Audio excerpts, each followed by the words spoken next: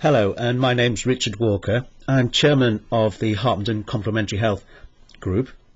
Our aim is to bring complementary and alternative approaches to health and well-being to those people who may not be familiar with some of the techniques that are available out there. So we teach each other, and we teach people who have no experience, who aren't practitioners, and are simply users or potential users of these techniques, or just interested. And what I've got for you here is our most recent presentation by Thora, and her presentation is on dealing with stress with her first aid kit for emotions and feelings. A very practical technique, very well attended meeting, and there was a feeling there at the time that it would be nice to put this up for everybody to listen to, including those who didn't attend, because of how practical it was. And people would like to revisit it. So please listen to it, please share it with others, and please invite people to come along to our meetings, which are every month. And in 2016 will be the third Tuesday in the month in Harpenden. Details, of course, are at HC Health, Harpenden Complementary Health, hchealth.org.uk, where you'll find details of our events and how to join us. Our events are only £5 to come along to. We do encourage you to join the group, not least because we can email you, and also because you'll be able to come along at a reduced price, and also support our ability to bring good speakers along to you. So please enjoy listening to Thora. At the point where I introduce you, she's already begun speaking, talking about the psychological and also the physiological aspects of stress before she really gets underway. So enjoy. That is an interactive experience between psychology and physiology, isn't it? Right. The word stress in itself can mean physical stress, but it can also mean psychological stress. And I actually struggle to differentiate between the two. In my experience, if the body is in a state of stress, our mind and emotions are in a state of stress, and vice versa.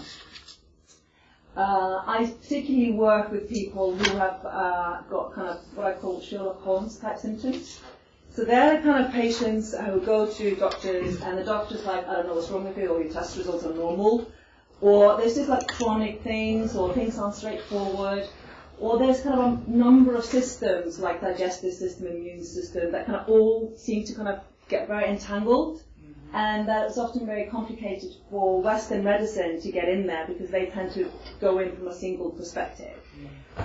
So I love what I do, partly because I like to think I've got a bit of Sherlock Holmes kind of component to me, but it challenges the way I think, and also it makes for a very exploratory type of working with people, which I really like. And the key thing that I often find is involved in those kind of conditions is basically what we call the stress response, or the fight, flight and freeze response. Or some of you may know it as the HPA axis, which is kind of a technical term, which is a hypothalamus pituitary adrenal gland axis. I won't go too much into kind of biology here, but it's basically what happens on one level. So it's like if you think about kind of head, heart, and gut, it's basically that kind of interaction between all three, or brain and body. So one affects the other, kind of interactive loop. So that's kind of a little bit about me. I've been working with patients for over 5 years now.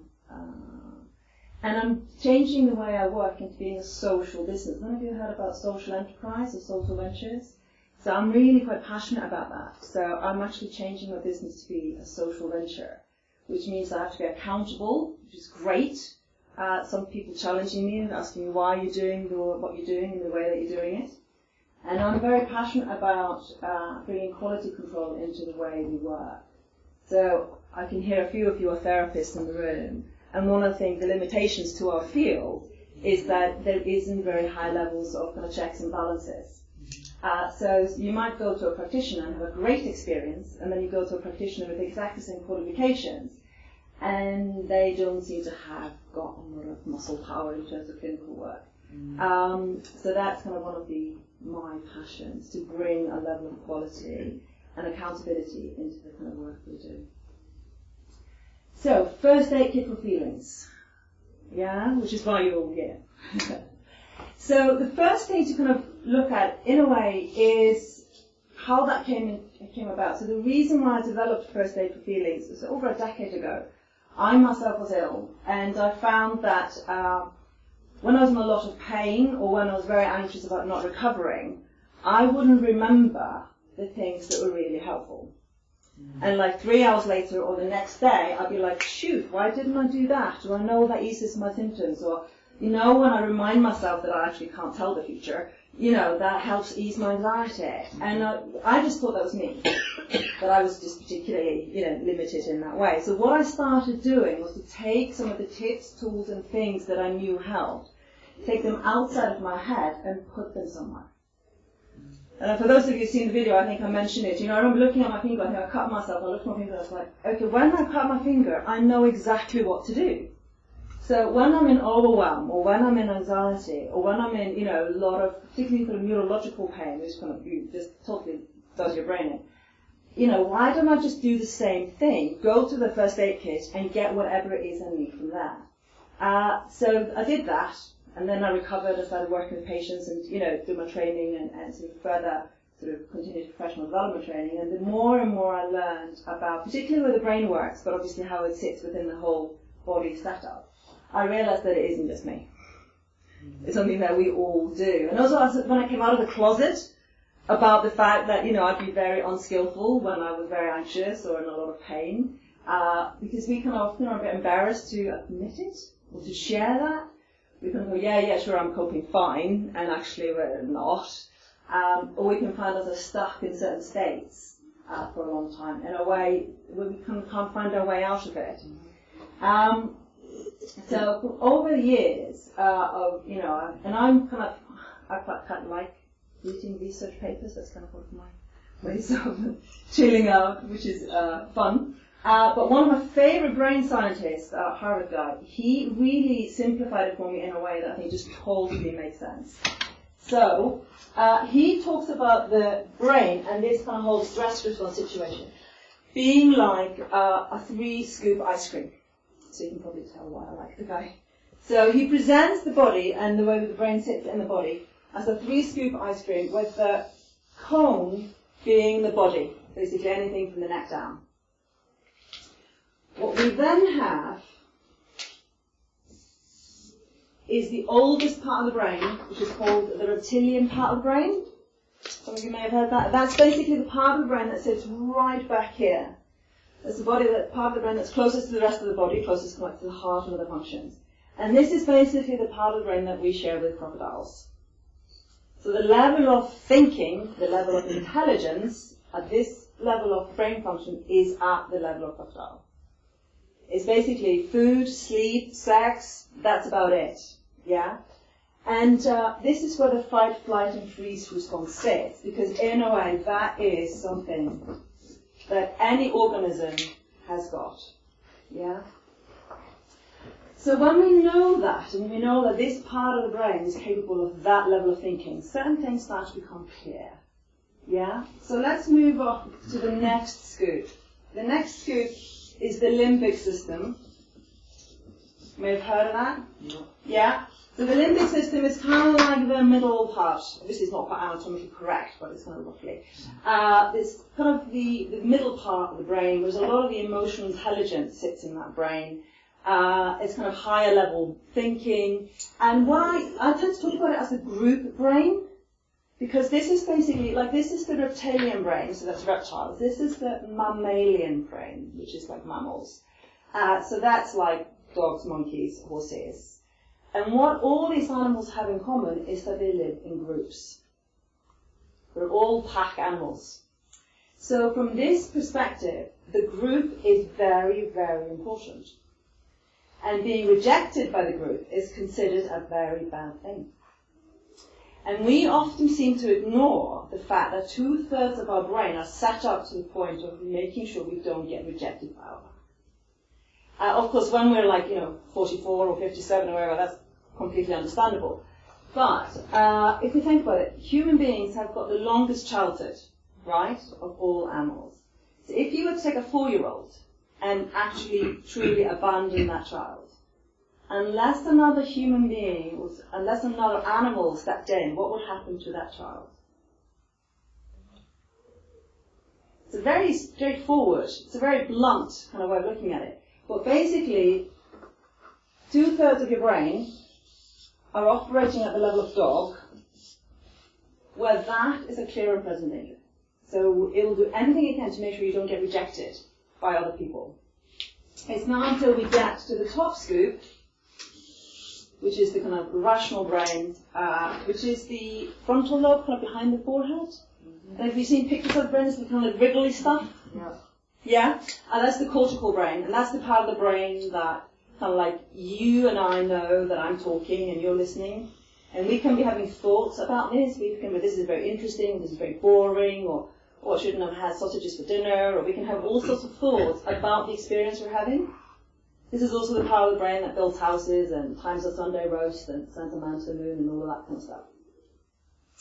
And this is the part of the brain that knows that even if somebody rejects us, we're not going to die. But the thing is, when we are in a state of stress, what do you think happens?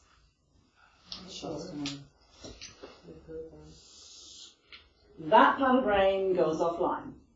Yeah? And when we get really stressed or really scared, we shut down the next scoop. So at least when we're at this level, we still care about what the group thinks.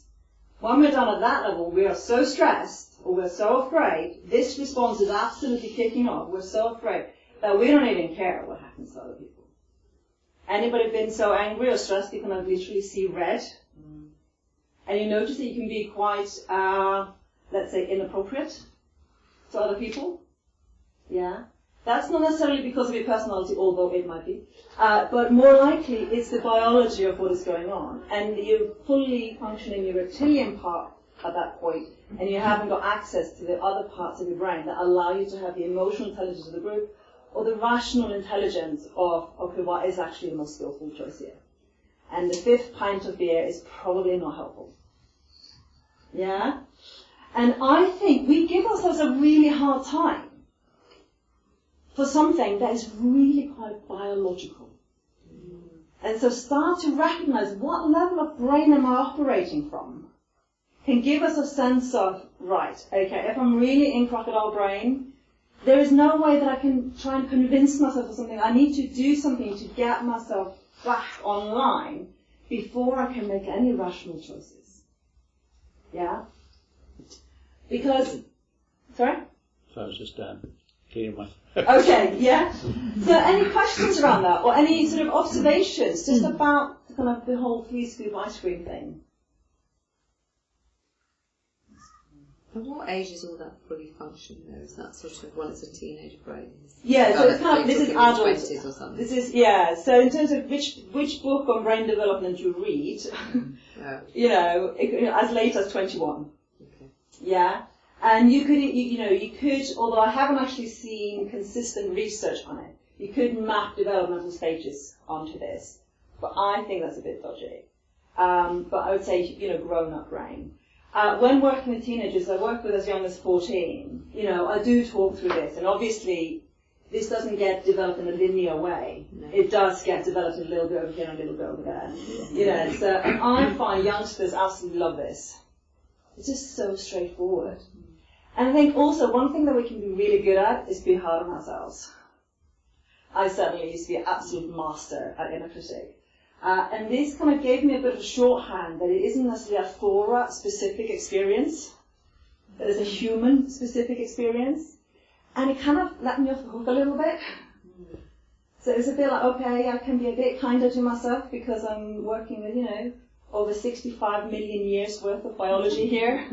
So if my inner crocodile is particularly, unpleasant at some point, then, okay, sure, I can work with it, but let's not beat myself up about it. Yeah? So the thing is, when you are with this part kind of basically not available to you, let alone that part not available to you, we need something to bridge. We need something to get us from here to here, or from here to here. And because this part, which is kind of the more rationally resourceful part, is not available, we need to have stuff that's outside of our head.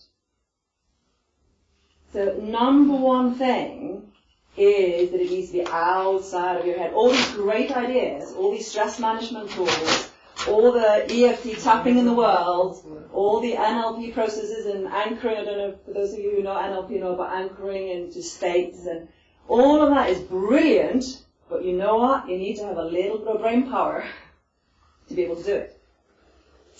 So this is my little demo kit. What I found really fascinating when I started looking at kind of first aid is that, so I was doing a bit of research, was that the first aid kit, I mean, plasters and paracetamol and bandages and stuff, is only about 150 years old.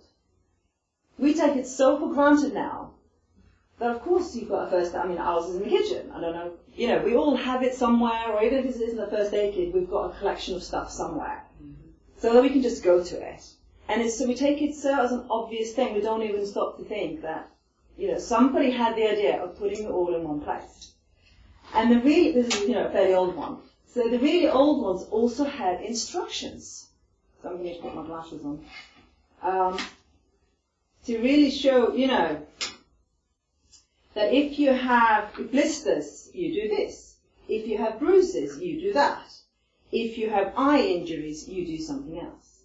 Yeah? So it would have the instructions on how to deal with particular situations. And then I'm thinking, well, why don't we have overwhelm? Why don't we have anger? Why don't we have X, Y, and Z? So that's basically the point of the first aid kit, is to put all that together.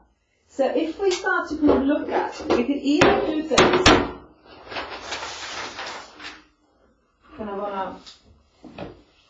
We can either do things by states. Does everybody know what I mean by states? What kind of things could I mean by states? So a state of being could be a state of anger, could be a state of happiness, could be a state of excitement, could be a state of pain. It's funny because I'm not a native English speaker. I'm not from this island. I'm from Iceland. And obviously, so I've learned this language from the outside in. And what I find fascinating that is in the English language, you talk about being in a right state.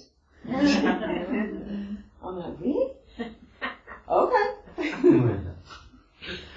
So let's just throw out a few states. So we've got anger, stress.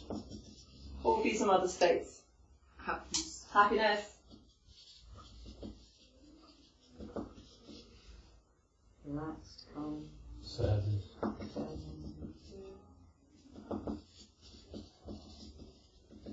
Yeah? These are all states of being. And some will be easier for us than others. Some of us really struggle with happiness, by the way. Happiness can be really scary. Or some of us really struggle with anger, stress. But find sadness much easier. Yeah?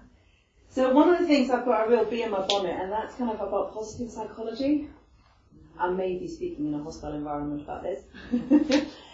In my experience, when we are very being positive all the time, what happens?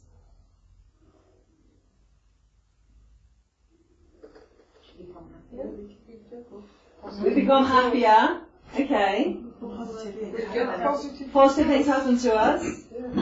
Okay. My view is that negative emotions get bad press. I'm with you. I'm actually against Marty Seligman and that positive psychology only for that reason. I think they've done some brilliant research. Yes. Absolutely excellent research, but I'm absolutely with you. Yeah? Because if, let's say, so like a couple of years ago, I've got a couple of dogs. Midwinter, 2 years ago, we were playing in the snow and I sprained my ankle. Now, if my body hadn't given me very clear signals that there was something wrong with my ankle, what might have happened? I would have done more damage to the ankle. Okay. Let's take a very different example. Some of you may have experienced dating. Yeah? Some of you may have experienced dating, and on paper, the person looks perfect for you.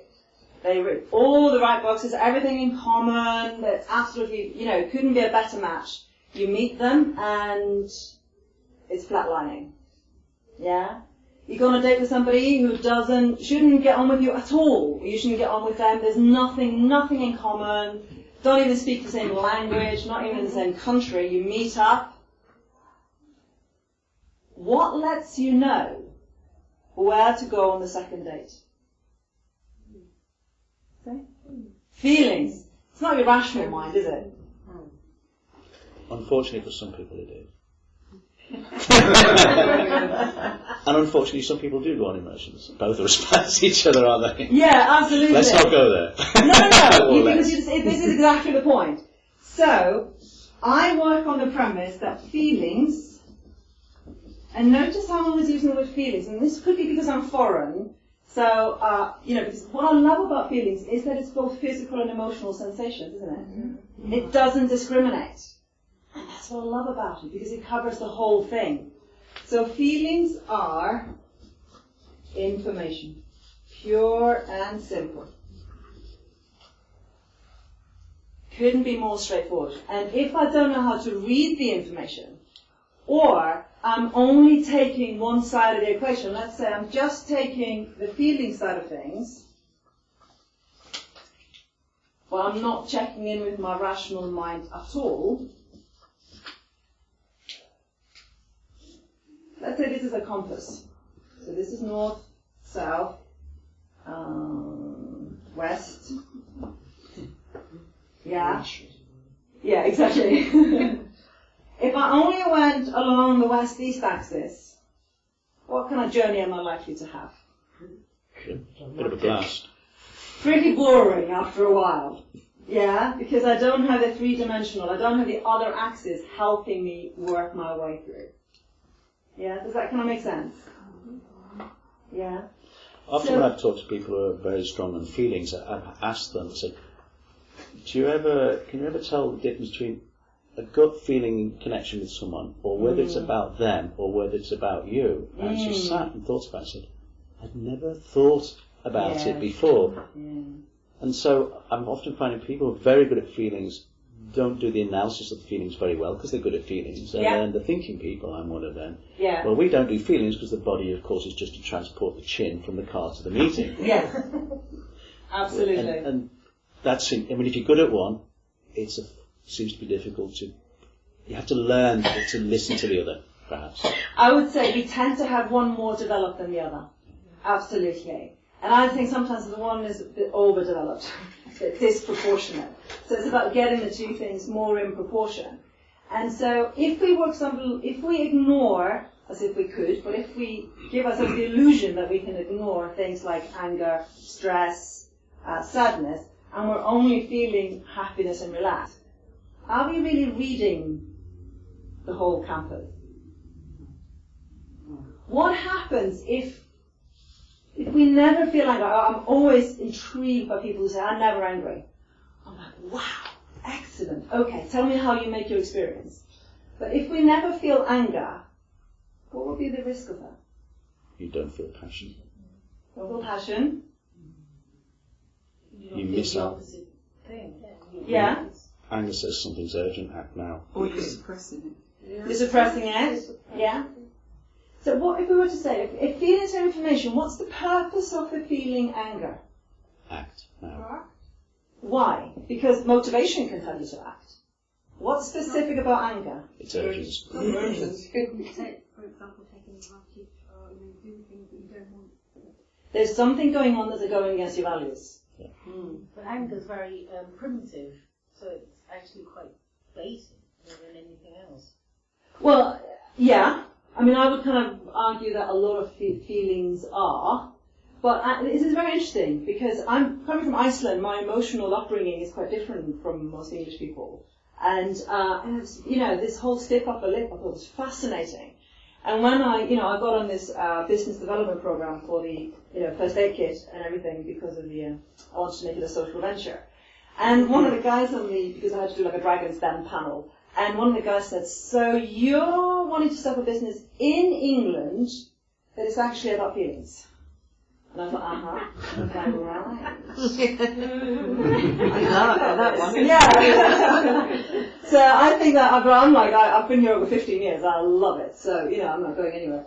But I think it's that kind of thing, whether it's anger, sadness, frustration, annoyance, all of those more uncomfortable feeling. Why would the body make them uncomfortable? So you correct them. You act. Yes. Because if somebody trampling all over your values felt blissful, what would you do about it? Nothing. So there's a reason why your crocodile brain goes over, because there is something going on that needs tending to. Does that kind of make sense? Yeah. So my invitation to you guys is to get really curious about feelings, particularly the feelings like guilt and shame. You know, why would we have shame? Definitely not a comfortable feeling, and I would say, as far as everybody I've worked with, including myself, it is a feeling that we all share. I'm just wondering whether that's something that is not as apparent with many people as maybe it was in the past. There seem to be so many of these programs that the police round up somebody, and they seem to be so blasé. There doesn't seem to be any sense of shame or embarrassment about being caught for whatever it is they're doing. Because what is shame? What is shame? Let me know. Why was shame? Let's For me, check it's a this out. mixed emotion. Part of it's guilt and part of it's something else. Part of it's about an evaluation. An evaluation of what? Well, I don't think you can feel shame unless you have values around culture and belonging. If you feel separate from that, you won't necessarily feel shame. You'll feel you have the right to be you. So it's to do with your personal values. Morality. Yeah. Because I would say the key to shame is a group experience. Yeah? We cannot feel feelings like guilt or shame if it isn't in relation to somebody else. And shame, particularly shame, but also guilt.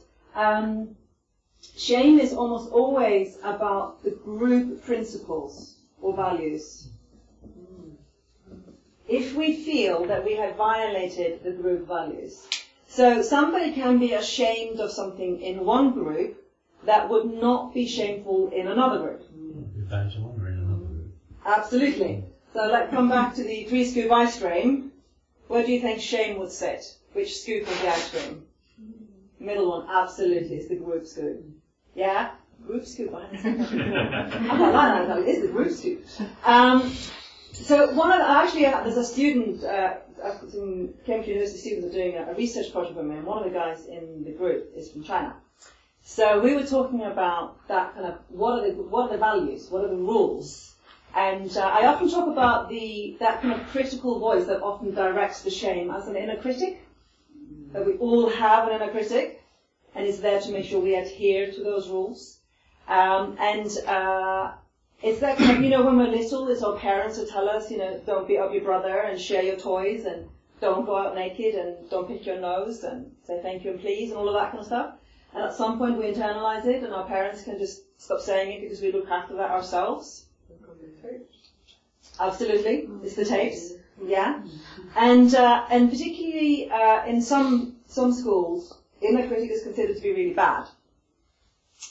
I tend to look at things that are as helpful or unhelpful, rather than good or bad, right or wrong, true or false. Because actually, just like you're saying, Robin, that kind of having a sense of what are the values of the group or the tribe that I'm in can be helpful. If it's disproportionate or excessive, or just blatantly untrue, that's when it becomes unhelpful. So back to my China example. Apparently, if you're invited to somebody's house in China, has anybody been to China here? Yeah? So don't get invited to somebody's house where they made you noodle soup. Apparently, if you are in somebody's house in China, invited to noodle soup, the more you slurp, the more you are communicating to the person who made the soup that you really enjoy it. Last time I checked, at least, Cambridge way, slurping, not considered good manners. I don't know what happened to him, but I'm assuming it's not far off. Yeah? So can you imagine in Beijing, your inner critic is going, you better slurp. You are not slurping enough. Come on, you do got to do some more slurping. Whereas in Harpenden, your inner critic is going, don't you dare slurp. You better be quiet, no noise. Yeah? So the structure is exactly the same. It's just telling you the opposite. And so when there's a change in values, something that might be shameful to one group is not considered shameful to another. And then we can go into the, why is that or whatever. But I wouldn't say that they have less shame. I would say they have shame about other things. Yeah? It's a very interesting study done on Hell's Angels. I don't even know the My Motorbike group. Very strict moral code. lots of shaming going on if you ventured outside of those moral codes. Those who often stand outside groups like Hell's Angels, just can't wrap their head around it. It was just all shameful. The whole thing is just a bad thing. So when we kind of talk about it in those terms, any thoughts, any kind of observations? In what way? Where are you thinking? Does it make sense? Can you see kind of examples in your own life? Or I see it in the children I'm teaching. Mm. I was just thinking I was doing something on bullying with a class of 7-year-olds just today, and some of their responses, I'm sitting there going, where do I go with this? How do I help you this get very child? honest responses from children that age as well. Yeah. Get honest. It isn't covered up. It will No. come out. Yeah. And That's this very raises the true. problem that we're often imposing these values, and these things do evolve. And the guys who've written most about that I respect, so John Beck and Chris Count, Spiral Dynamics, Yeah. and they show how these values evolve, and it's that Yeah. lack of appreciation that we don't get these evolving values, and we tend to teach people as if we know the values. And for some people it's group. When you're talking about group, this is level 2, tribal, in the Spiral Dynamics model. Yeah. But many of us are operating at level 5, which says, what about me? And then you've got level 6 that goes beyond. So there are different values, and we don't seem to be aware of this spectrum. We talk about right and wrong as if it's an absolute. It's an absolute. And also, I would argue, remember the 3 scoop ice cream? On that. The values we operate from are different depending on what scoop in the ice cream we are operating from. Because we can be in a situation where we behave abominably. The next day, so we're kind of down here. The next day, our thinking is here and here, and we're just like, how could I do that? I know better. And then there's a very difficult experience of processing that inner critic and really giving us a hard time. And we can really get stuck and replay those experiences because it doesn't make sense to us how we could do something that felt so contradictory to the values we hold. Yeah? Just thinking, these things work in, I can feel ashamed of something, so I'm kind of conscious of it. Is there stuff that's going on subconsciously that's like things that are sort of sabotaging your thoughts without you being aware of it? Have you been can you be so programmed you just don't know it? Is that possible? Kind of depends on what you mean by program, but we can have a sense of there's something not quite right, and we can't kind of put our finger on what it is. But often it's the feeling that lets us know, and then because the mind won't let it rest, we will dig it out in some way. But it can be not so conscious. Yeah, I would agree with that. And some people can't express it, can they? In homeopathy, Sankaran does a lot on the new thing is sensations. And if you've got somebody that can express themselves, it's really good. But a lot of people can't, and I would say probably British people find it more difficult. And I saw an example where there was a consultation done with a gentleman, and he was very articulate, and he could express all those sensations and all those feelings.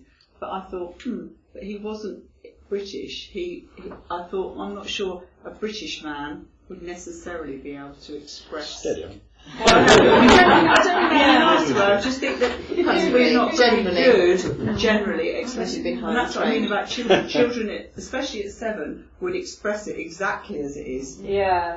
I would say in my clinical experience it does really vary. I've worked with some very articulate people. One guy, a project manager and engineer in his 60s, who had to take early retirement because of ill health. When we started working together, and I would kind of sort of tell me a little bit about how some of the sensations and feelings that you're feeling, and he was like, what does that mean? Do you feel good? Do you feel bad? And he was like, okay, so how would I know that?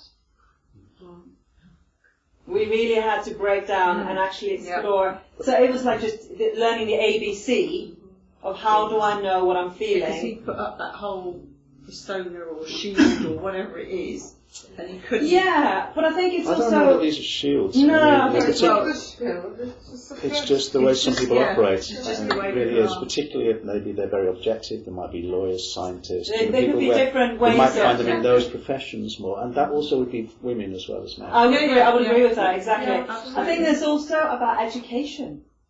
It's like, you know, if you haven't learned French, you can't say, you know, toast with cheese on French. You know, it's just like you also need to learn the language and the vocabulary to be able to use it. So it wasn't necessarily that he didn't have the experiences, he just didn't have the vocabulary to articulate it. So there's often, and sometimes it's, you know, like I remember working with one woman, so we had worked for a number of different things, and we got to the level, the only remaining thing was she kept getting kidney infections. And she was a social worker in one of the bigger cities in England, with a very young, you know, client group and a big caseload. And it wasn't until we spent, it was 2 consultations, we were really kind of knuckling down on this, you know, from a Sherlock perspective. And it came to light that when she was at work, she wouldn't go to the loo. Because there was so much stress and so much de-stress, you know, within her group. There was always a sense of crisis that to take the time to go to the loo and come back, it was always something that she could do later. So she would come home and her bladder so sense she couldn't actually go. So when we actually traced back, we had to, first of all, I got her to time herself. How long did it actually take to stand up from the desk, go to the loos, have a wee, wash her hands, come back? And I think it was like 3 minutes and 20 seconds or something. And I thought, okay, because we have to engage the rational mind, and we have to do experiments to get to the point where actually it's okay to do that. Once we've got that kind of sense that the crisis was never so acute that 3 minutes and 20 seconds or whatever it was would matter. So we'd crossed the first hurdle. The second one was she couldn't actually recognize the signals. You know how you know when you need to go? And then your bladder really lets you know that you need to go.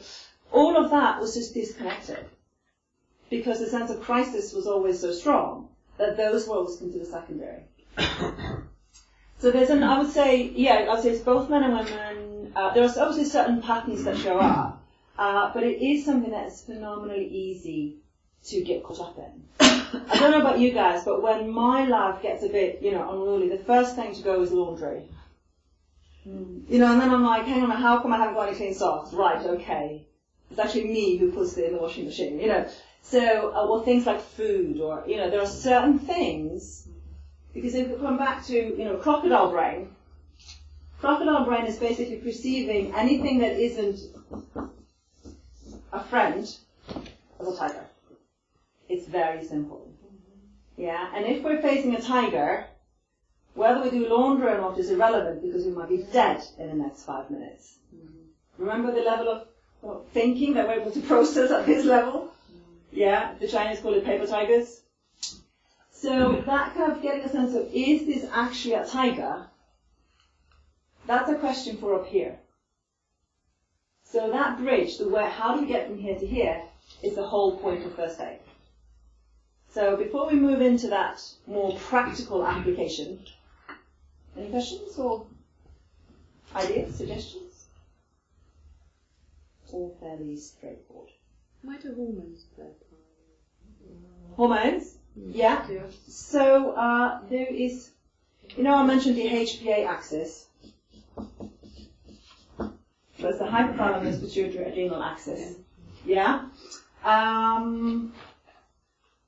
Let's go this way around. Okay. So I don't know if you know, but the way we do thinking is actually electrical signals going across synaptic connections in the brain. Everybody kind of heard of synapses. It's basically the space in between the brain cells. Yeah. And so what happens when we have a thought, although nobody I think has been able to isolate a thought in an MRI scan, but you know this is the theory. When we have a thought, electrical signals goes from one neuron to another along what's called neural pathways. Depending on what kind of thought it is, that will then send a signal, a chemical signal, down to the hypothalamus. I often like to think of the hypothalamus as like, you know, the Star Trek Enterprise, it's got a major kind of dashboard control deck. That's kind of the way I see the hypothalamus. It's kind of like, okay, this is this kind of a thought, this is this kind of a situation. We need to send out like a nice, relaxing dopamine. or we need to send out action adrenaline. So then there's a prescription that goes to the pituitary gland, which is often like, Boots the pharmacy. It's like the Boots of the brain. Yeah? That then sends the required hormone or signal transmitter down to, I'm running out of paper here, down to the adrenal glands, which sit kind of right on top of your kidneys, or any other part of the body, depending on what the thing is. So you end up with sort of a brain, the Boots of the brain, and the body. And these all feed into each other.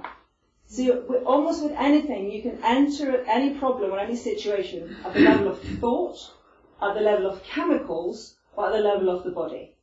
Yeah, so which is why it's often so good to do body work and some psychology work and some nutritional supplement medicine, chemical work.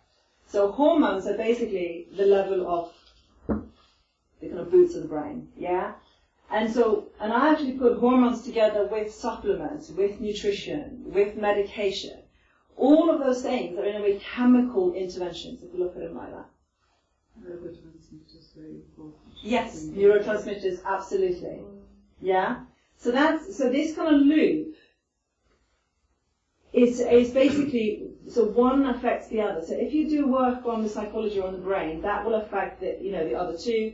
If you do work on a chemical level, that will affect the other two. If you do work on the body, that will affect the other two. Yeah? And sometimes when we get really dogmatic that we're only going to do X, we're only going to do medication, or we're only going to do body work, or often what we're missing out are the other two aspects. Yeah? Does that kind of answer the question in terms of hormones? Yeah? And also, remember, not very rational thinking down here? Anybody had the experience that, when you're really hungry, and anybody gets in between you and the fridge, you kind of get it in the neck? Yeah? That may not have anything to do with your 5th birthday or the way you were raised. It's a very biological thing where that part of the brain hasn't realized that in 21st century Britain, we have corner shops and fridges, and chances are if you're a little bit hungry, you're not going to starve. This is basically saying, I'm hungry, I must go kill a deer, because otherwise I'll starve and die. Basically, most of the thinking here ends up with, I might die. Yeah? And so often when we have a really difficult experience and a rational mind is going, well, that's all right. This part of the brain is going, but I might die. So we often need to talk to that part of the brain at that level. You know what? I'm not going to die. Or I've been through that before and I didn't die. So we get some evidence. Yeah? And also things like food or supplements or even just water. Yeah? So I was saying electrical signals, yeah? Who knows what's the best conduit for electricity? Water. Have the experience that when you haven't drunk enough water, your brain goes, yeah? It's very simple. But it's like you need to know the stuff for it to become obvious. Because when you don't know the stuff, of course, it's like I said at some point, when you don't know what you don't know, you just don't know it. And the person went, yeah.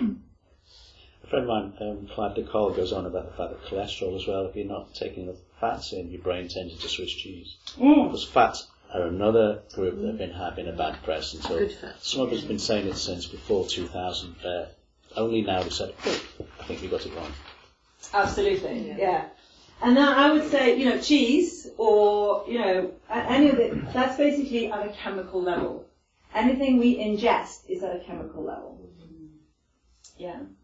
And we often underestimate, if we're kind of really stressed or really ratty or whatever, and we totally ignore that we haven't eaten in 6 hours and we haven't had anything to drink and, and we can spend years in therapy trying to work on this stuff and not actually have breakfast. So that's kind of why, let's keep it real, let's look at the basics, but also obviously work out the more complicated stuff. So, how do we get that top scoop back online? What do you guys do?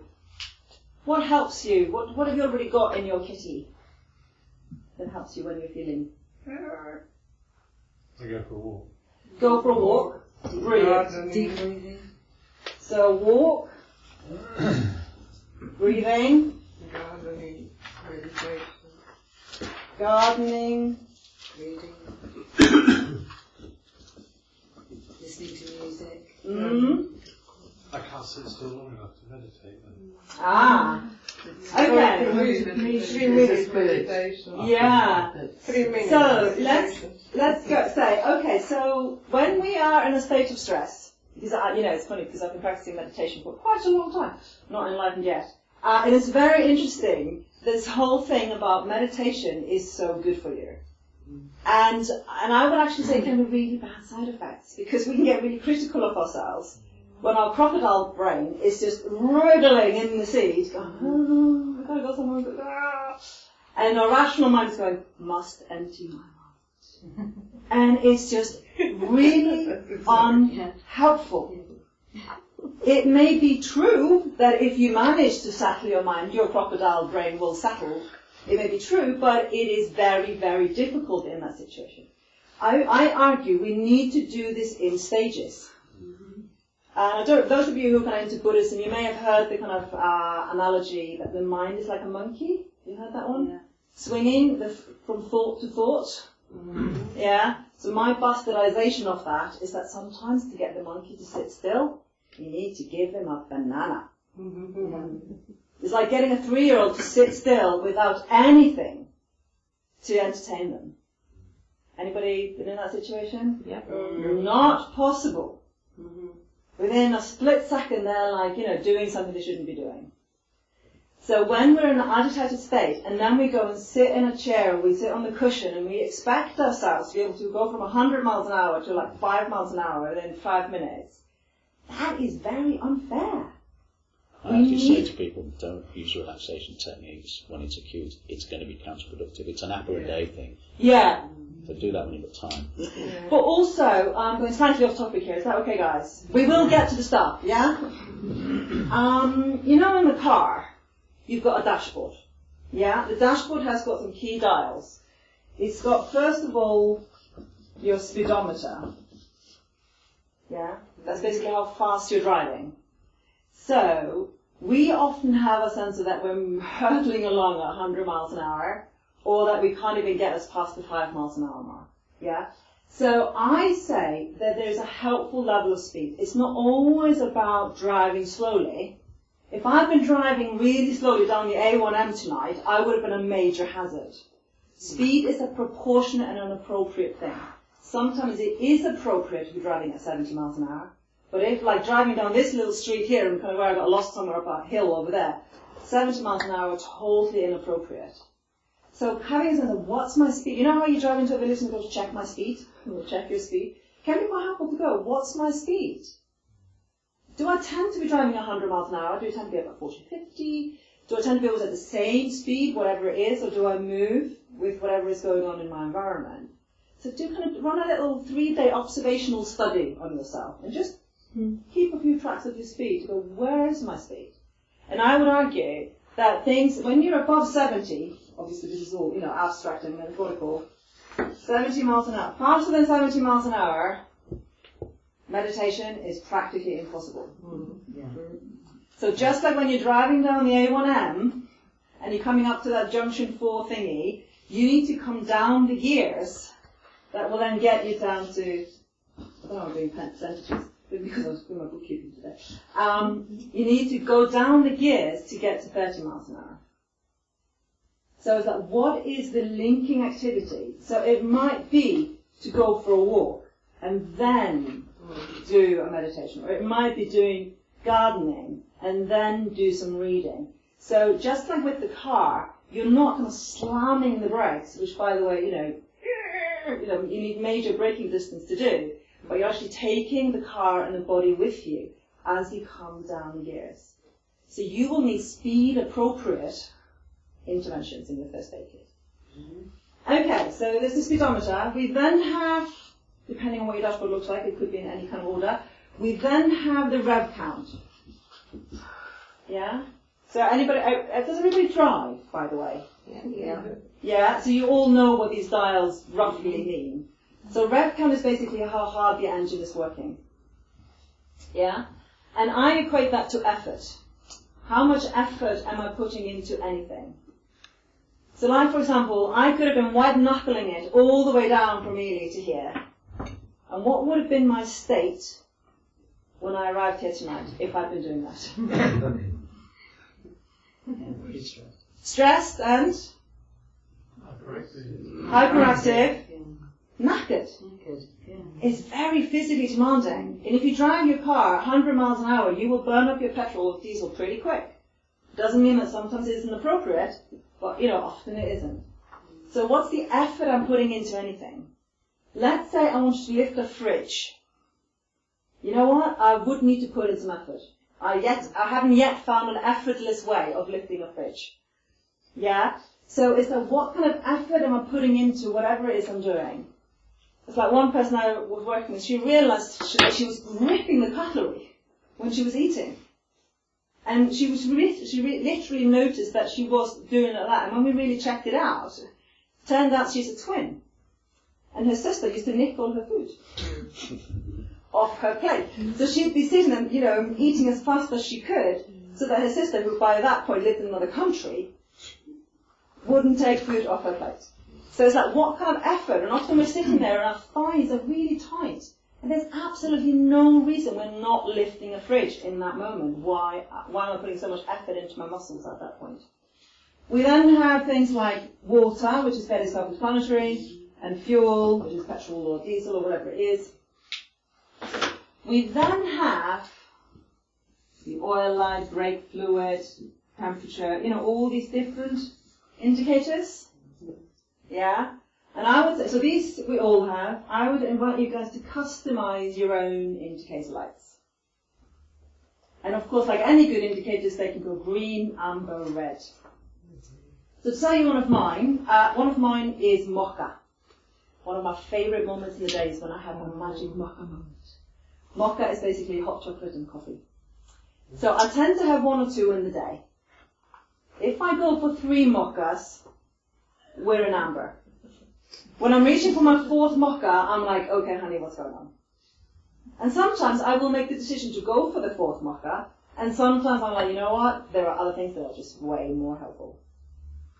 But it's like knowing that one of my indicator lights is mocha. Another one is laundry. This is not very high tech. Another one is, I've got 2 dogs. When I start tripping over my dog a lot, I'm like, okay, there's something going on with me. It's not the dogs. There's something going on with me where I'm like, ah. So it's like, okay, what do I need to look at? What's going on here? One of the women I was working with, she had a thought pattern which, why do I have to do everything? And she realized that whenever she had the thought, why do I, she was at that point engaged to get married. They were preparing the wedding, and she was really quite worried that, if she was going to marry this guy, she'd end up doing everything for the rest of her life. So we were like, okay, is this actually about him?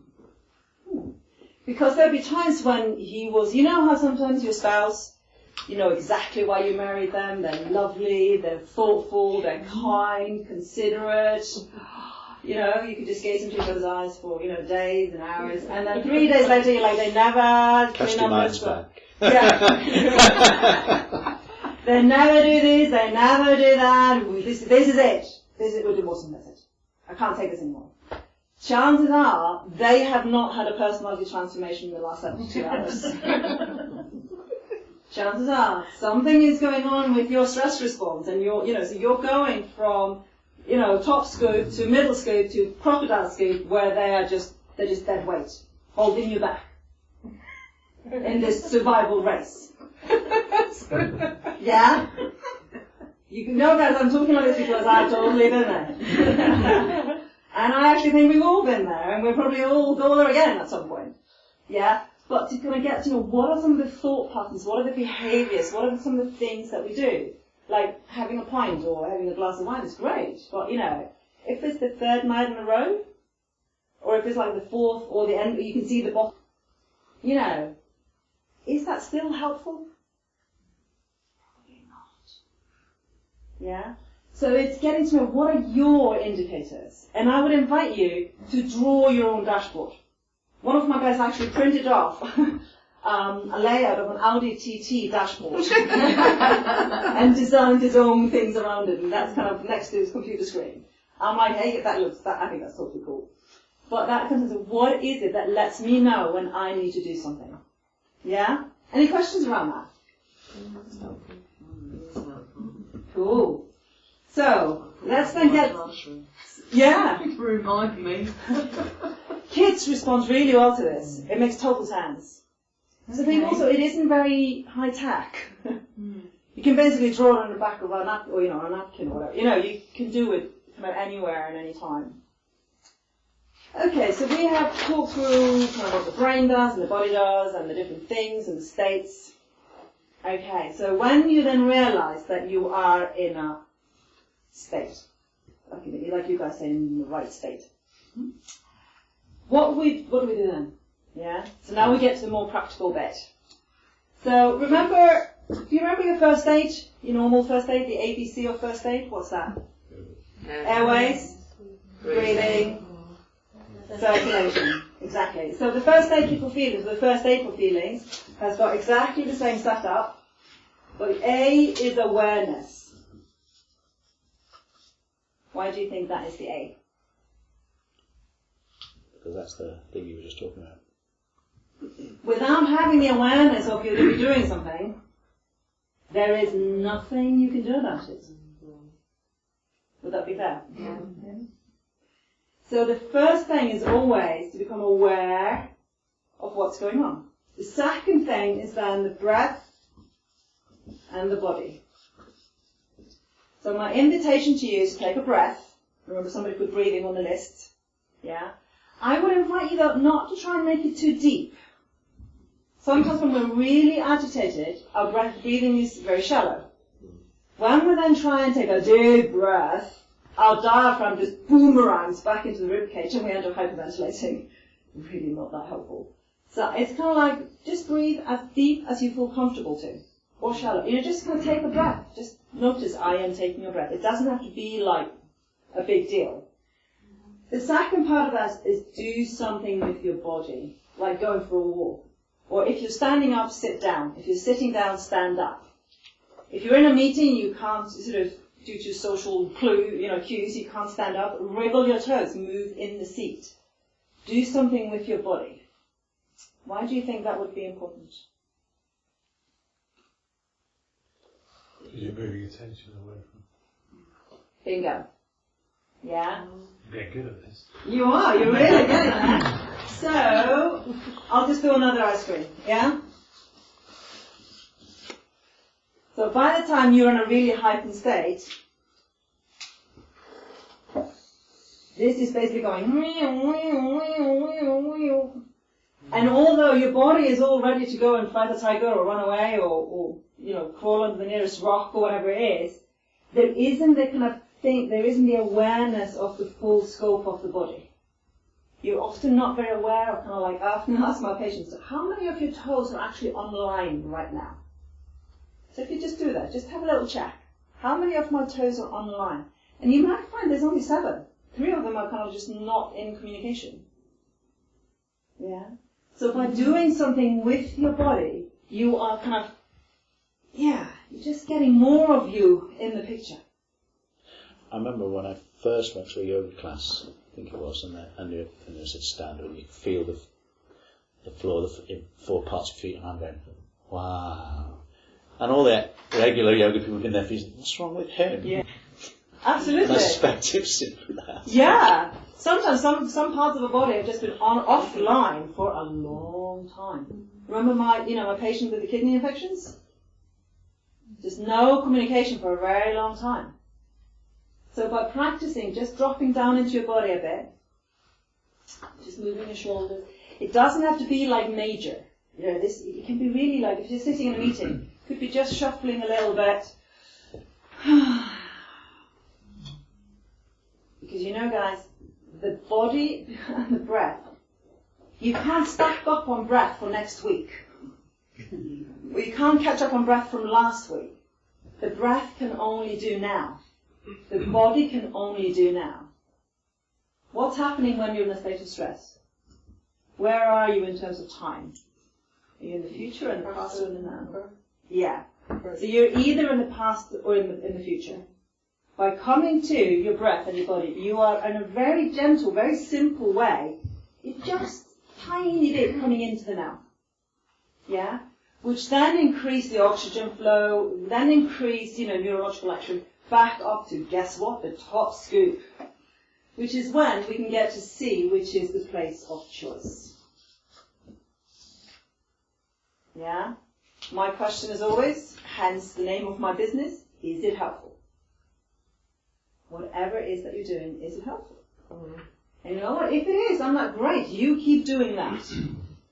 If it's not helpful, what would be more helpful instead? And often that first port of call is your first aid. Because that will then guide you, just like, showing there, the strategies. Yeah? That will then guide you to more helpful choices. So, this is kind of my demo kit. It's got a combination of some of my stuff and some stuff from patients, so suggestions and things. I've also got online, I've got a Pinterest site for those of you who are kind of into technology stuff, so you can look at that on your phone or on your computer, where I have suggestions for certain things, like the inner critic, or for something called the inner coach, which I haven't got time to go in tonight, but so there are certain things that we can start to look at. So on the Pinterest site, you will get suggestions of all of that. But in here is basically, this is a thing. Some people like to have it as a little thing. Some people like to have it as a shoebox. One woman used this opportunity to spend lots of money on a very expensive big handbag and put all the stuff in it. Yeah, absolutely. Some I know a few people have got just a shelf. One guy takes Polaroid of all of the things and sticks on his fridge. One guy is really into Michael McIntyre's man drawer thing. Anybody seen that sketch? So he's got a drawer. So it's basically whatever works best for you. The key thing is, remember, it needs to be outside of your head. So that when you're in crocodile brain, when you're in group brain, dog brain, all you have to remember is go to the kit. Because you don't have access to the top scoop, you can't resolve choice in a helpful way until you've got something outside of you to help you get there, at least while you're building up that muscle power. So in here, we have different things. So for example, there are letters. So here is one. You can have a look through this, afterwards. This one, let's look at this one. This one is just when anxious. So it's just a list of strategies. So the suggestion here is one of my patients, she used to get really distressed whenever she spoke to mum on the phone. She would get very upset. And actually she would go and just drink lots of gin. Not very helpful. Yeah? So we thought, okay, what would be a more helpful choice, when she puts the phone down on her mum rather than going to the kitchen and get some gin? So her solution was to go onto YouTube, put on Metallica, get a rebounder. Anybody know what a rebounder is? Those little tiny trampolines. As we go through a few tracks of Metallica on the rebounder to get all the out of her system, which then meant she had the top scoop available to remind her that she was a grown-up. And that, her and her mum have issues, and they've had that for a long time. And her mum is unlikely to change right at this minute, and that's okay. But, so that was a very simple instruction, but it was a lot more helpful than half a bottle of gin. Particularly when other health issues are there and, it's really getting in the way of proper recovery work. Also things like breathe, getting into the body, EFT, for those of you who know that, really helpful. And a lot of people actually have the words written out, because one of the key problems often people who are starting out using EFT is to know what to say. So EFT is a way of using words and using your fingertips to stimulate like acupuncture points. like in Chinese medicine. So you tap on a point and you say, you know, I'm so angry, or whatever it is. So you're using, I often think of it as tuning together two instruments, like a violin and a piano. So you're tuning together your neurology, your brain, by speaking, because every time we speak, that part of our brain goes, yeah, hey, I'm working. And the meridian system, which is that kind of Chinese anatomy system. So when you're doing EFT, you're kind of tuning them together to get them to go, hello, we're working together here. So there's lots of stuff online. I know Karen, obviously you're an EFT practitioner. I'm sure there's other people in the group who have got that knowledge, so there might be a talk on that at some point. But that's often a really helpful thing. But when you're right here, you won't remember that. It's not until you've done your APC, you've gone your 2 first aid kit, and you've got your EFT kind of configuration recipe, that can then help you move that through. Also kind of phrases of reassurance, things like that. So here is one letter called Back to the Future. So it's kind of a letter from your future self. That's an exercise that, you know, often taught in NLP. So if you, and I don't know, I'm always 84. When I think of that, I connect with my 84-year-old self, or how I imagine myself at 84, and I get advice from my 84-year-old self. And often she walks. She's like, just go for it, honey, you're fine. But sometimes I need that reminder, you know. So a letter from the future. Here's a letter to my doubt. Remember, inner critic, very good at looking after our doubt. And you know, sometimes doubt can be really helpful. Sometimes doubt can be really unhelpful. So it's like, how would you know the difference whether your doubt is helpful or unhelpful? What lets you know? Your gut feeling. Your gut feeling. Tell me a little bit more. I can't explain it from that. Okay. It's that you sort of feel comfortable with something, or you've just got that something that says, I'm not quite sure this is right. Yeah. When would it be helpful to think, I'm not so sure this is right? Well, only when there's a serious risk to be considered. Absolutely. Like if there is a tiger. You know, that's really helpful. By the way, do you want to be spending, 5 minutes on, I wonder if it's for breakfast? No. So you don't want this top scoop to be online considering those things. You want the crocodile brain to go, run! Or let's punch him and see what happens. Yeah? But, so when might doubt be unhelpful? When it restricts you. Yes. In what way? Can you give an example of doubt restricting you? You worry whether you're good enough, you're capable, and forget you're past it. Yeah. Successes. Absolutely. So my shorthand in terms of doubt is that if my doubt is showing up once, twice, 3 times about something, I'll listen. If it's showing up for the 47th time, I'm like, seriously, not helpful. So then I need to do something with that doubt. I need to address it, or I need to, talk through with somebody else, or use EFT, or, I need to in some way address the doubt, because otherwise it's just like, Jack in the Box. It just shows up again and again. And it's taking a lot of my attention without actually delivering anything helpful. Yeah? So it's that kind of getting a sense of how do I know when something is helpful or unhelpful? Yeah, it's like one of the things I talk about in a different kind of workshop is thought patterns. And one of the thought patterns is mental tennis. So that have you ever had, should I do this or should I do that? And one of my guys said, it's like watching, his mental tennis was like watching men's finals at Wimbledon. It's just like, dun. And you can spend a long time doing just that and actually not getting anywhere. Yeah? And I would say mental tennis is essentially about weighing up our options. Yeah? Which is a good skill to have. So if I do that once or twice or 3 times, good stuff. Again, by the 47th time, this isn't helpful. There's something going on here that's not helping me. I need to find a different way, or talk to somebody, or find another way to engage with that situation. Yeah? So having a letter to my doubt, addressing the doubts that are most recurrent for you, because we all tend to have certain themes with our doubt, can be helpful so that when you do hear your doubt kicking off again, you can go and read your own letter that you have written to your doubt when you were feeling in a more aligned, resourceful state. Yeah? The fear, so there's different letters to yourself can be really helpful. I have a little demo of the brain. Just because this is actually mine. I used to have to remind myself, that this is particularly when I was in a lot of pain, that this was my crocodile brain going, so that would help me just kind of, okay, just relax and breathe. Other thing, something physical, something tangible, stressful, gardening, doing something with your hands or your feet. Because what happens when you do something with your hands and feet? You're doing something, remember the mind's like a monkey? Your monkey just got a banana. Yeah?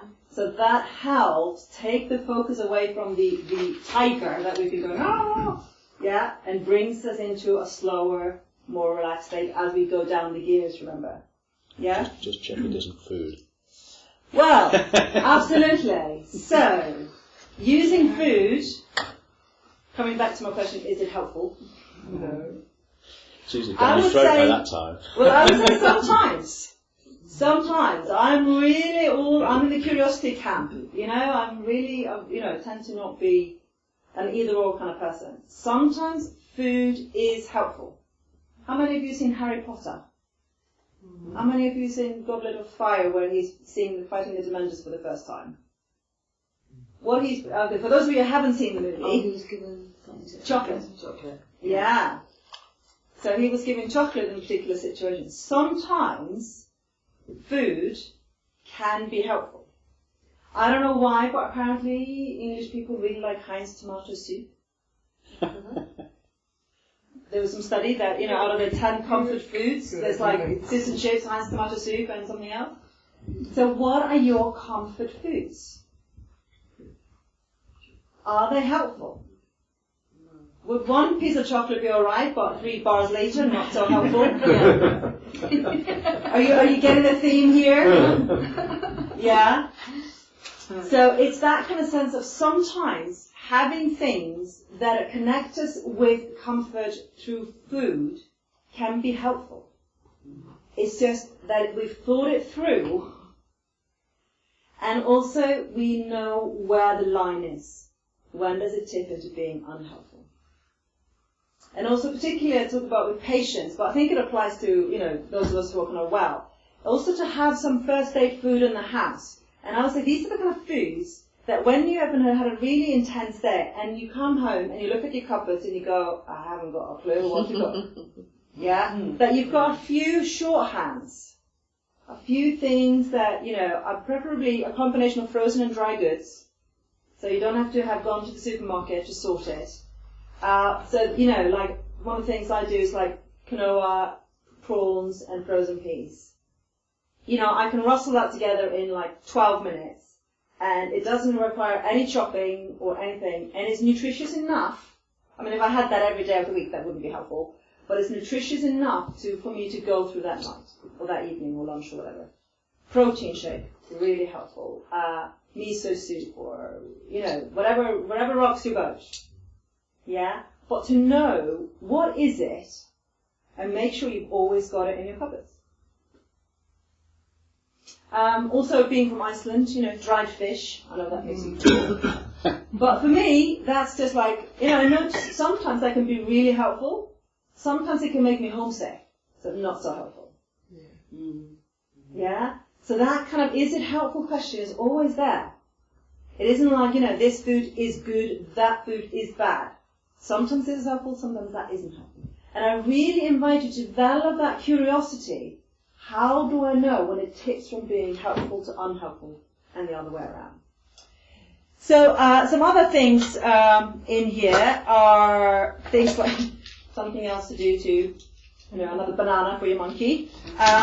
Movements. Movies are really helpful, often to help us either process certain emotions or just to give us a bit of a, let's just settle you for a bit. Yeah? So we can have movies that are inspirational, that are soothing, that are funny, that are sad. I was working with a guy who really struggled to cry, and there was a lot to cry about. So he would watch Brokeback Mountain and Good Will Hunting. You can get a sense of history. And that would really help him process some of his feelings through something else. Yeah?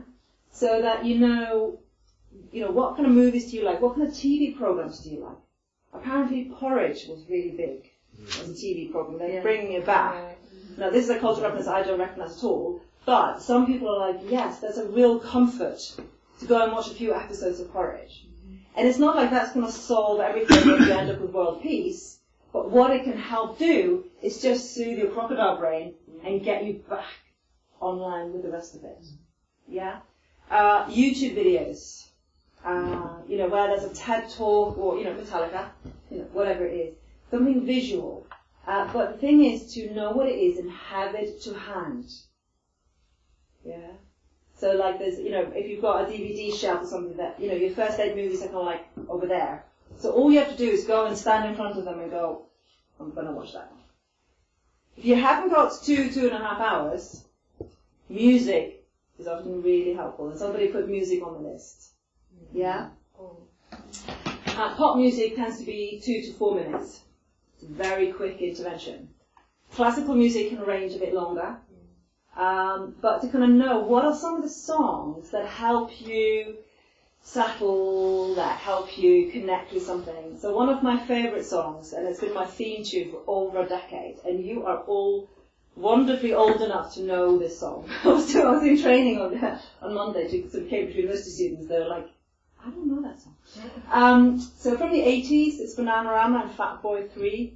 It's not what you do, it's the way that you do it, and that's what gets results. You remember that? Yeah.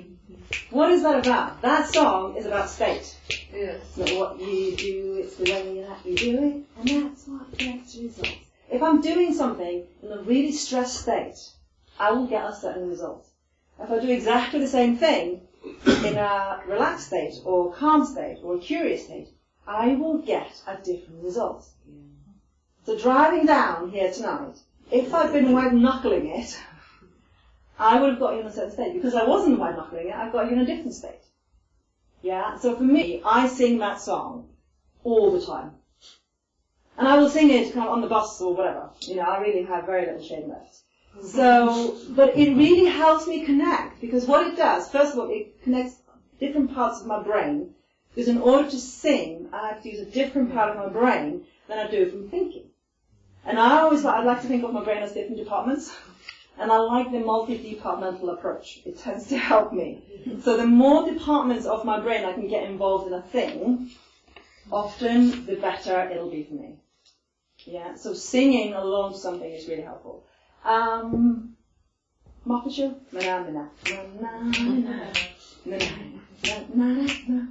It's kind of hard to be really when you're doing that. Some people, including myself, really struggle with sense of time. There isn't enough time.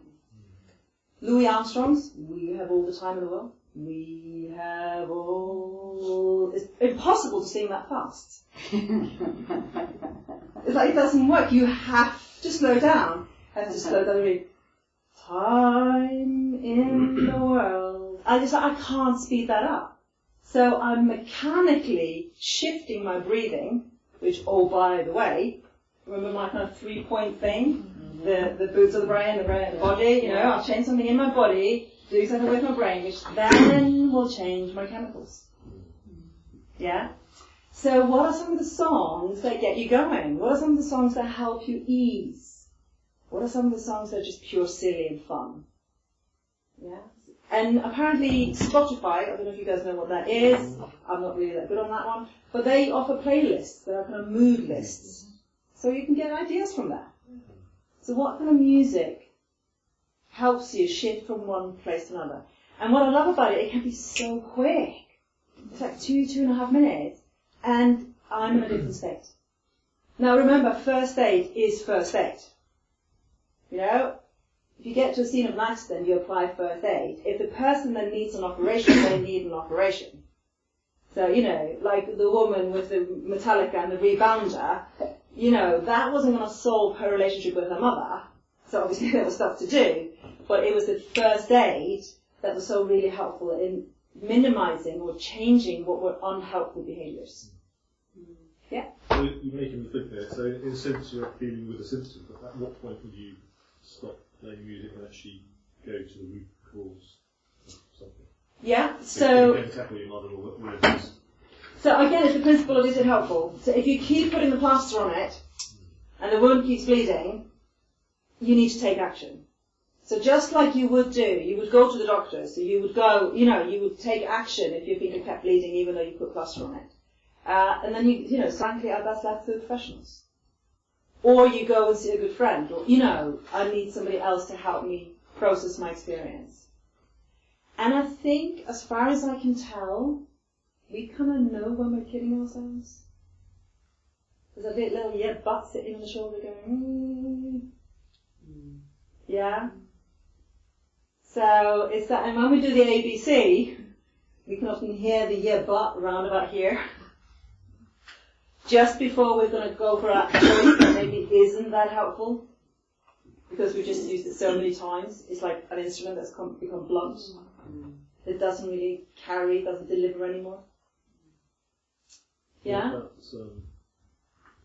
Just thinking from my work. Well, that's setting goal. I've got this theory that you can slow down time. No, I'm right there with you. If you set a goal, and there's a business book in it called Slight Edge, but actually when you read it, what he's saying to you is by fixing your mind onto something. Yeah. Or the particular activation system and all that. Absolutely, yeah. If you're going to have a baby, you've got to wait 9 months. You can't get 9 women to do a month each. No. You've got to wait 9 months. So Absolutely. you've just got to accept the fact that it takes. Definitely. It takes 9 months. Yes. And just get over it. Yeah. And the mere fact of knowing that it's a big thing, you're going to do 10 minutes a day. Yes. It just says, I've done my 10 minutes a day. Right. Absolutely. It just sort of it's like slow motion in terms of thinking. It really does. And actually, it's just because it's a bit too cumbersome, but when I originally piloted this as the workshop, I got a few of my patients to test it out with me, and we really developed it together. And they wanted to add into the title First Aid Kit for Feelings and Life Support. But it's just become very, very long. Because a lot of these helpful things, doing it every day, they become life support. It's like I often start my day with one of 3 pieces of music. So I will sit down, I've got this gorgeous Georgian bureau, I'll sit down, turn on my computer, go onto YouTube, and I will either start off with Here Comes the Sun, doo-doo-doo-doo. So that's a really nice way to start the day. Sometimes when I'm absolutely, doing my wife's head in, I will actually put on Oklahoma, or What a Beautiful Morning, which is so madly positive and happy that it's totally honey sweet, and sometimes that is really nice.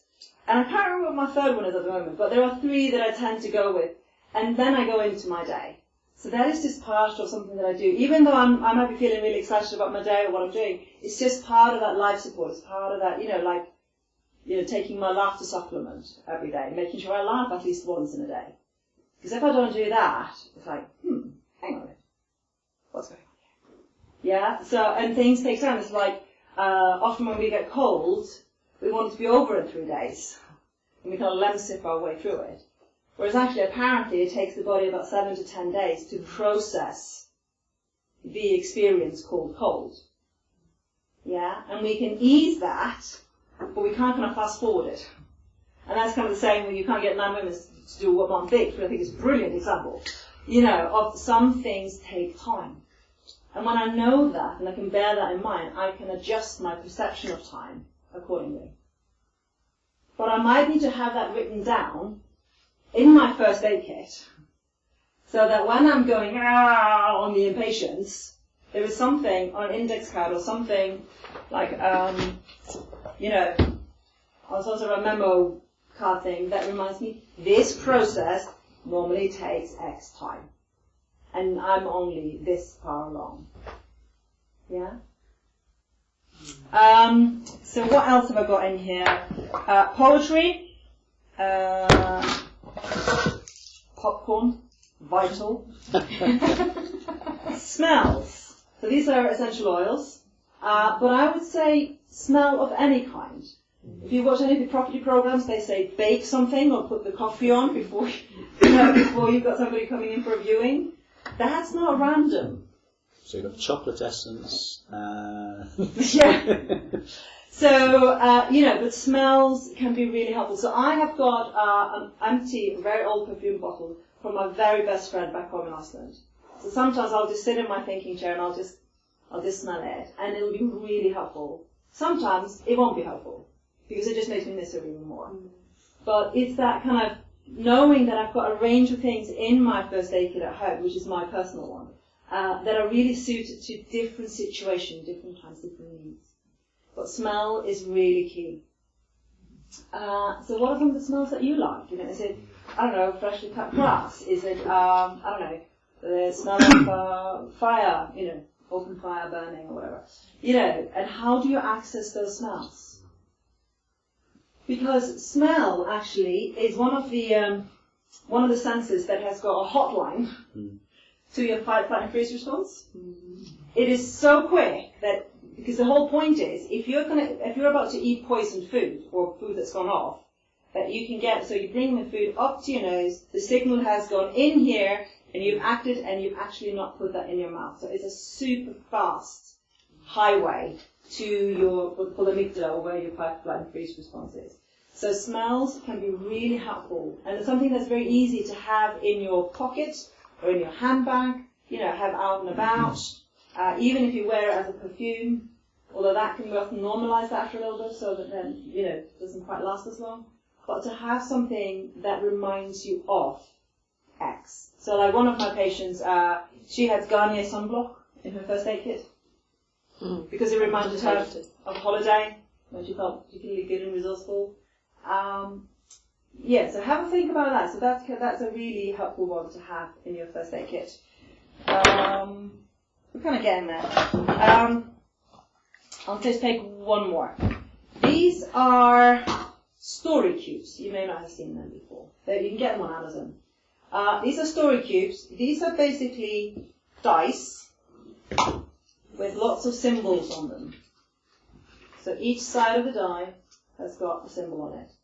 So like here is a castle, coat of arms, a locket, whatever. And the idea is, when we are in our crocodile brain, or even in our group dog brain, chances are we are running a very compelling story. We are. That, you know, somebody is a very mean person, or that we are never going to be good enough, or what, just pick a story and you'll be running it. And that story can feel so compelling and so seductive that it can be impossible to get another angle on it. So throwing the dice, and let's say you get a squid, octopus, squid, I can't tell the difference. So it's like, okay, how can I work an octopus into my story? Let's do it together. Yeah? So I'm running a story of I'm not good enough. Yeah? What would that story sound like? Can you give me an example of I'm not good enough? Yeah? I'm not good enough. Let's pick a... Exactly. I don't speak Icelandic, I'm not good enough at that. So how can we bring in an octopus into that story? Your Icelandic's always going to be better than the octopus. Okay. So as soon as you say, my Icelandic is always going to be better than, you know, the one of the octopus, what has just happened? You visualized it, you put in a bit of humour. Yeah. What's happened to your crocodile brain? It's just gone down a little, yeah, so you've just got a little bit more of the other brain. Yeah? It's not very elegant, it's not very complicated, it's quite straightforward, and the story alternatives we come up with may not make it onto the Hollywood blockbuster list, but that's not the point. Because some people can really get caught up in getting the right story. I'm like, that doesn't really matter. You know, this is all about, is it helpful or not helpful? It's just about, because as soon as you have a trope, as soon as you have a thing outside of your own kind of story, and your task, your invitation is to incorporate it, what happens in your brain? What do you need to engage to get that octopus into the story? Yeah? Well, what is that you need to engage? Your creativity. As soon as we get creative, what happens?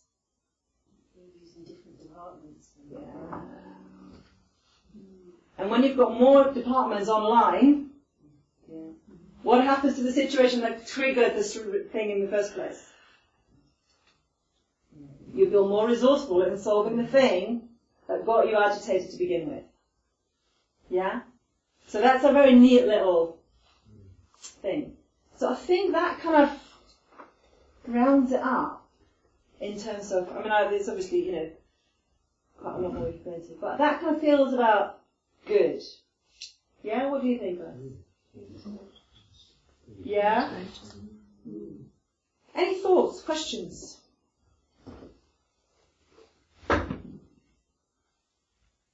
Anything that you guys use?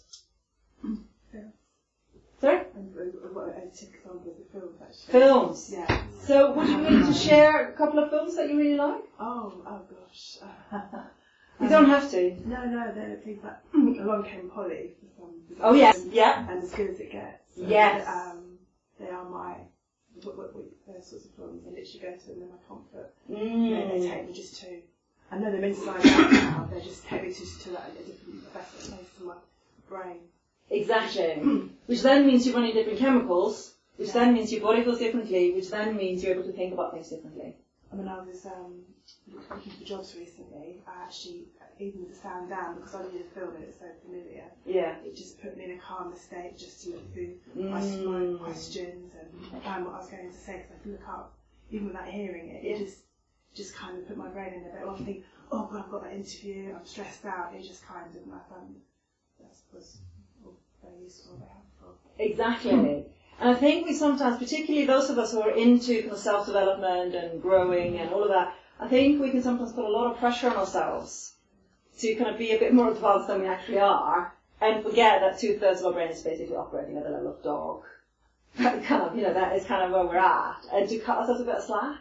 And sometimes, those kind of films or situations or songs or whatever can help us just facilitate that experience. Any other examples of films or music or... Inside I'm Dancing. Inside I'm Dancing? I don't know that movie. I don't think anybody does. I love the sound of it. It sounds pretty good, Yeah. I'm just going to write that down. It's on the Irish. Inside I'm Dancing. So I do a one-day workshop where we go into a lot more detail with that. And my favourite bit of the day is where we're sharing lots of tips and ideas. And it's brilliant, because some people do stuff and I'm like, that really doesn't sound good to me at all. But the thing is, it's helpful for them. Or somebody does something like, that sounds interesting, I'll try that. And sometimes it works and sometimes it doesn't, Inside I'm Dancing, it's an Irish movie. It is, yeah. Brilliant. It's about a disabled guy and basically what happens to him and what he does about it. It's hilarious. It's pathos and humour both together. Yeah. It's very appropriate. As a therapist, as a kinesiologist, I would use Baroque music. Yes. To put it into the Dandian. It's the energy which is attuned with the human being. Also the 5 elements and the meridian system, which would help me to find and work it all out. And of course work before the priority of what is. And once I have the priority, the things which showed might not be a priority, might be all compensations, because we have a lot of compensations. Absolutely. That is something which one has to look at. Yeah. And that, Baroque music. It's the vibration. It's the vibration, yeah. Yes. We had a guy come and talk to us last month with what he called alpha music. Yeah. And I bought some from, and I found that works even better. He's right. I'll play it when I'm in the office now. I've even played it when I go to bed, and it stops me thinking when I go to bed, because I will think. I'm okay, I sleep fine. Yeah. But I don't even do the thinking now with that on, and it can be playing. It's quite interesting. It's very interesting, because I don't know if you know, but the brain is, have you seen like in movies, wherever you get like a graph? Like that? Like a heart monitor or something? So the brain operates on frequencies. So your brain waves, so that's the electrical signals that I was talking about earlier, can run at different speeds, literally. And certain music, obviously, operates at different speeds. So you can almost like manipulate or sort of mechanically affect the speed of your thinking but aligning it to the speed of the music you're listening to. Yeah, so Baroque, alpha, binaural beats and alpha music really came sort of onto the scene about 10, 15 years ago. Well, the alpha is pleasant. It's not binaural beats can be annoying to some people. This sounds like pleasant music. This music, but it's designed a certain way. Absolutely, along those lines. Yeah, so it helps almost like mechanically slow the brain down to a level of frequency where you're actually not in conscious thought. So, that's, for those of you who are interested in that, there's like certain frequency ranges like theta and delta, and alpha is above that, beta is above that. Beta is kind of where we spend most of our conscious waking mind. There are faster states above that, and there are a couple of states below delta, really, really slow ones. But that tends to be the range that we're operating at. And so by using music, and Baroque music, also kind of medieval choral music, can really help us just settle down to a slower frequency, which often is where we feel more resourceful. Because at that stage, it's very easy to have all our scoops online, because none of them is being particularly energy intensive. As a shamanic practitioner, often use drumming. Yeah. Absolutely drumming. Alpha. Yes. And chant alpha. Yes. The nice thing about doing something like drumming is you've got the physical thing, but also you can start with where you're at with the speed. Yes. And move it down. Does that mean you can sort of focus on something if you're studying or reading by playing a bar, sort of play a bit of music that keeps the other bit of the brain busy while the other brain wave is working on something? Can you do that? Yeah, there are a number of research. I think, like with anything, it's when does it tip into being unhelpful. So there is a lot of research that goes into how we can get our different parts of our brain to join up. And often the music, the speed of the music can help just keep the speed within a certain range. So our thinking stays within a certain range. But what we can do, because like anything can become unhelpful, we can almost like numb the brain and limit it to only, be within that range. You can get all sorts of kick-off effects. So, it's like, even alpha spells can become unhelpful.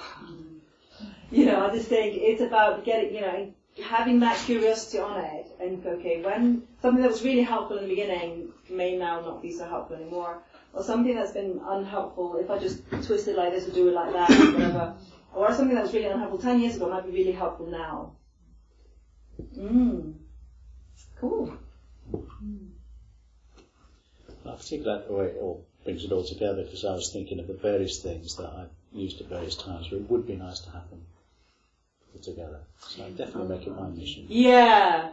And it's often about having it somewhere where it's sort of in your line of sight. Somewhere you can, so just that it's part of that kind of, for those of you who are into NLP and the anchoring thing, it's just that kind of making those connections. So it's in my line of sight, which means I'm going to use it. So just before just in the last minute, just have a think about what might be an obstacle to you starting to put together your first aid kit. Space. One of my patients has got her first aid kit in a matchbox. She's very creative. Where could I put it where I see it? And also, if it's in a matchbox, it'll be on the floor very quickly. Okay. So it needs to be appropriate to your environment. Definitely. And if you move from one place to another, it's got to be portable. Sometimes, I often invite people to do a first aid kit for particular situations, and I'm thinking about some of your patients. I often have got people that's going for an operation, because obviously you work with people who are mostly unwell, to have a first aid kit for doctor's appointments or for operations or things, or particular situations. So you've got a little portable one, for those situations particularly, so that it isn't portable and movable. I would say there are certain things that are likely to stay in your first aid kit for a long time. Others will have a sell-by date. When you've just watched it too many times, or you listen to it too many times, or the smell doesn't quite, it's just a little bit sickly now, or, And that doesn't mean that it didn't work, it's just past the sell-by date. Okay, it just needs updating. So I don't know, do you guys stay in touch with each other? On Facebook or something? No, there's no real kind of... Well, there is, but it's not generally used for that. Oh, right, okay. People come and go. Right. Because often it can be helpful to kind of hook up and share ideas and go, oh, you know, I was trying this and I really like that, or, you know.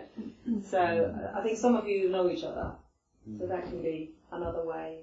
The things that generally stand in the way is space, or I haven't got the time, which I always think is hilarious. I'm not creative enough, or it has to be perfect. I need to get it all done straight off the bat, and in my experience, it just doesn't work like that.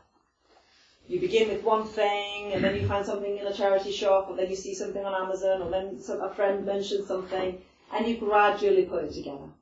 In my experience, it tends to not be something that you start and complete within one afternoon. So for those of you who are kind of like with that particular frame, it can be helpful just to be mindful that might be an obstacle that's kind of not helpful. Something very simple which you can take with you. Always have essential oils on you. Always in a handbag. There are certain things which I know have the effect. Just put it on. Yeah. Definitely. Yeah. Something we could do. Do you have a version of this as like a YouTube video? So I've got. I could put that on the Facebook, and then we could maybe pull other people in. Yeah. I could throw a few thoughts on it. It might prompt a few people to watch it, listen to it. Yeah. So I am now. So I did a few videos back in May when I did a kind of the first workshop I actually ran for general public. Before then, all the workshops had been with patients. Then I did a few videos, and I think on the 1st of December, I've set things up. So I'm going to be doing quite a number of videos, and so getting the YouTube site more active. There's a Facebook page, so I could get more practical stuff on there. Yeah, and then you can comment and see, and include. Because I think the real beauty is actually in figuring out and finding out what other people do. Yeah, and I think it's also, we're all in this, we all have the same wiring. I mean, unless you're enlightened, chances are it might be helpful. I mean, if you like, I mean, I've got an audio recording for my own personal use, but if you like, we could see how that comes out, and I could put that on. Oh, brilliant. And then, I don't know how people will respond to an audio thing rather than a visual. But it might be worth putting up and see what happens. Definitely. I mean, one of the reasons why I want this to be a social venture is that I'm basically on my soapbox here. I just think we all need to have one, and so I'm really, and it's funny because some of the business people want me to make this a trademark and protect my intellectual property, and I'm like, you know what, that really isn't the point. The point is to kind of just share the message and educate each other and spread the word, and I think mostly to give ourselves a bit of slack. I think that's the basic thing. Yeah. We tend to be so critical of ourselves that we're not psychologically developed enough, or when we haven't resolved this issue yet, and the self-flagellation is just relentless. And we're kind of okay. Well, I think I should say thank you very much. Thank you very much indeed.